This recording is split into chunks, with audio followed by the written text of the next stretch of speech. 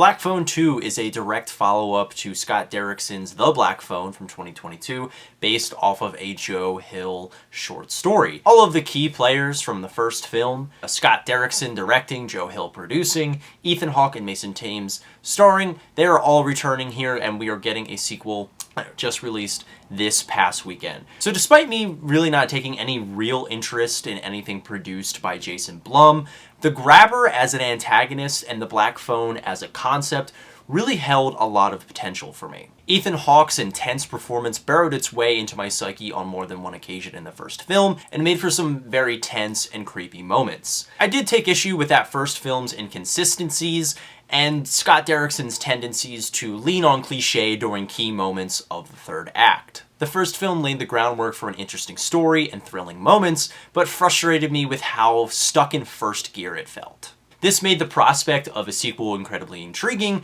especially if they were given a larger budget and way more creative control. Early reports came out that the film was going to be wildly different than its predecessor, and from then on I was pretty much on board. And Black Phone 2 is a pretty ambitious sequel that provides a more thrilling and entertaining experience than the original. Taking the franchise deeper into its supernatural roots, the larger budget helped to build the atmosphere tenfold, something that was severely lacking in the previous entry. The effects, the costumes, all of that looks absolutely pristine in this film. The setting of the snowed-in day camp felt alive, almost like it was caving in on the characters as the horror started to unfold. The choice to push the story into more of a horror fantasy lane with really well-crafted dream sequences was another major improvement, making up for a decent amount of awkwardness that permeated the first film. I felt that the dream sequences were really underbaked and underutilized in the first film, and they really turn the page with this one and improve on it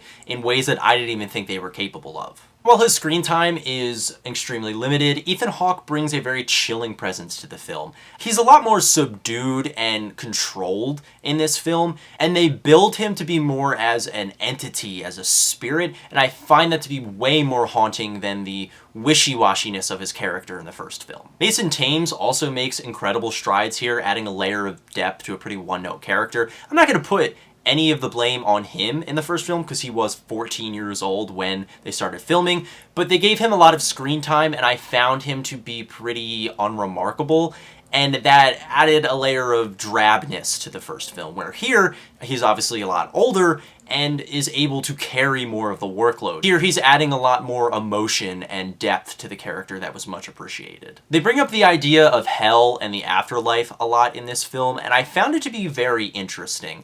I think that, again, in the first movie, they really touched on like an astral plane and there being kind of this secondary place between the afterlife and life on Earth. However, in this film, they more specifically are talking about the afterlife and are delving into certain ideas of it that I found to be very intriguing. I don't want to get too much into it because that goes into spoiler territory, but the film really adds a lot of tension and gives us some incredibly terrifying moments because of this, and I felt like the overall lore and atmosphere of the film was greatly improved here. You can feel Derrickson taking more of a risk here and reaching for more ambitious ideas, and he hits on a decent amount of them to make the movie very entertaining. I think it really delivers on its promise to shake things up and smoothed over a lot of the issues I had with the franchise initially. However, I don't want to heap too much praise onto the film because I did, unfortunately, have a couple of issues with it. Scott Derrickson feels a lot more like an ideas man,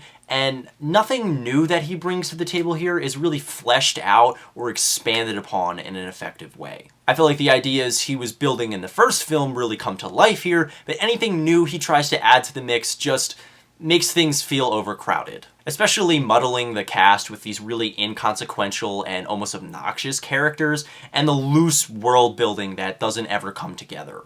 The runtime felt very bloated here, especially in the third act when the narrative starts to crumble. I felt like they didn't necessarily stick the landing and kind of the movie just ends without tying up a lot of these loose ends, and it wants to be grand and epic and ends up undercutting a lot of what the film was building towards. And the utterly wooden, catchphrase-centric dialogue always takes me out of any sequence that it's in. It's in every Scott Derrickson film, it's just who he is, but it's so obnoxious and so pandering that it takes me out of any scene that it is in, and it rears its ugly head way more often in this film than I ever wanted it to be. It became quite bothering. Also, trying to give everyone an arc in the film felt like Derrickson and co. swinging a bit above their pay grade. Handling, again, this large of a cast and this many characters isn't their strong suit, and it really shows here. And while the movie held my attention for way longer than the original, I still felt a bit tired out and over the narrative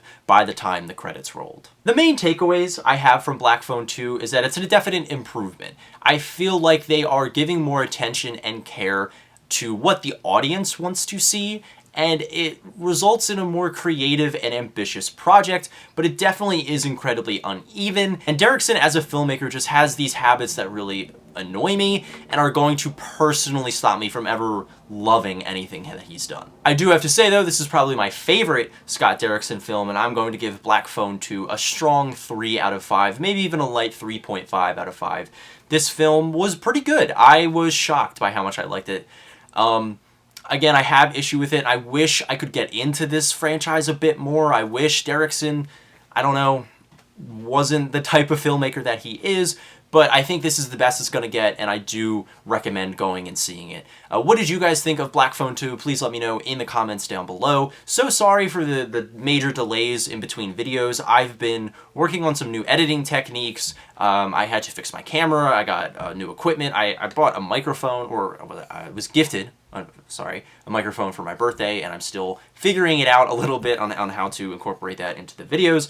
But we're going to return to a way more normal schedule this coming week. I actually have a couple of videos coming. I have After the Hunt review, and then the Blu-ray video will be coming out, so stay tuned for that. We're going to get back on track, and yeah, we're going to finish out 2025 with a bang. So thank you so much for watching, and I will see you with the next review.